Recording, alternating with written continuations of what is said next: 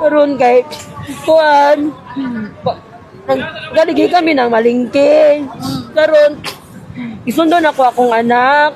Abot mi 12:20. Nagluto pa kami, nakadisplay pa ko kanamang ko tindahan. Oh, nakaluto kami. Oh.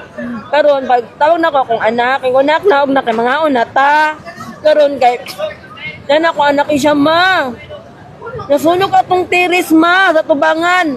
Ko ha. Isa unya, pagdak ko na kayang kalayo nga magpagsakan ako hala. Hindi ko din kung tubig nga basta mo rin akong bandalon no, hindi ko samling sa mong tiris. Oh. Nimen ko pagtanaw ko dako na medyo ng kalayo kay kuso kayong hangin, ma'am. Punto nang gawas na namin sa kung anak kong gawas na tanak bala na natong gamit. Ano ko sa iya, kay dako na jud kayong kalayo. Oh, mo na to siya, ma'am.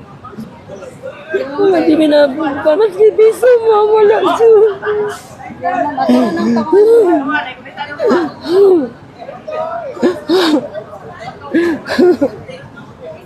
Basta man kayang kalayo, good mama, kaya hangin.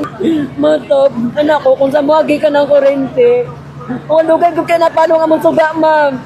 Oo, niya ako mga appliances, isa lang biya nakaon, katong sa rep lang yun naman sa ubos, kaya never di ko nagasaksak pa sa mulakaw ko. So, palong ginatanan.